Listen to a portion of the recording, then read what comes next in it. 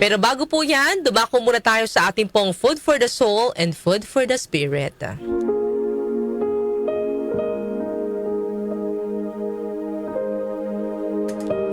Minsan, ipinasyal ni San Pedro sa langit ang isang tao at dinala niya sa isang malaking gusali ang taong iyon. Pumasok sila sa isang malaking silid at nakita ng tao sa kwartong iyon ang mga anghel na bising-bising magbukas ng mga sako-sakong envelope at binabasa ang mga sulat na iyon. Sa pagtataka ng lalaki, napatanong po siya kay San Pedro, "Ano pong mayroon sa kwartong ito?" Ang sagot naman ni San Pedro, "Ito ang receiving room. Dito tinatanggap ng mga anghel ang mga sulat, request, petition ng napakaraming tao na may hinihiling sa Diyos." Pagkatapos, nagpunta rin sila sa isang silid na malaki rin at nakita doon ng tao na bising-busy din ang mga anghel sa paglalagay ng mga sulat sa envelope at inilalagay sa isang conveyor belt. Nagtataka muling nagtanong ang tao, ano naman po ang ginagawa ng mga anghel dito?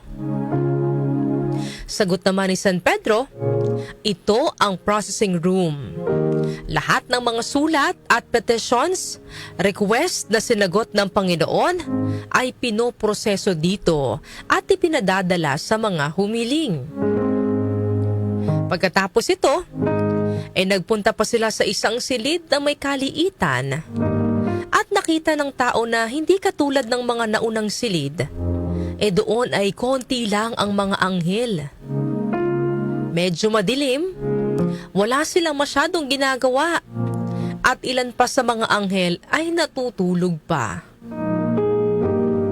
Muling nagtanong po ang tao, "Ano ang silid na ito? Bakit yung dalawang nauna ay napakalaki, samantalang ito ay napakaliit at wala masyadong pinagkakaabalahan?" Sagot ni San Pedro, "Ito ang gratitude room. Nakakalungkot, maraming request ang sinagot ang Diyos, subalit kaunti lang ang nagpasalamat. Kahit man lang thank you cards, walang nagpadala sa Diyos."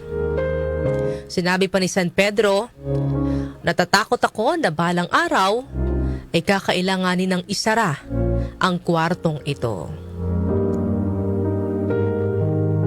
Ano po ang aral na mapulot po natin sa kwento natin ngayong umaga? Ito ay ang hindi lang palaging paghiling sa Panginoon mga kanyusik, no? Kundi pagpapaabot din po ng ating pasasalamat. Sa bawat answered prayer ba na nakukuha po natin mula sa Panginoon, nagagawa po ba nating magpasalamat? O baka pag natupad na yung iyong hiling ay kalimutan na? No, sa sobrang saya mo na wish granted na, nakuha mo na yung matagal mo nang hinihiling, nakalimutan mo nang magpasalamat sa Panginoon. Samantalang nung humihiling pa lang tayo mga kanyusik, mayat-maya talaga ang dasal, no? Halos lahat ng simbahan, kung po pwede lang, ay pupuntahan para lang matupad, ipagdasal yung kanyang hinihiling sa Panginoon.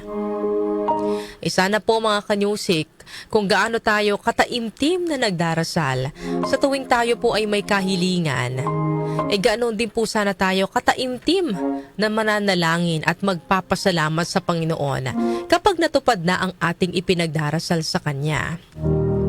Siyempre mga kanyusik, bukod po sa ating mga kahilingan, marami rin po tayong mga biyaya na natatanggap mula sa Kanya na hindi man natin hinihingi ay kusa niyang ibinibigay.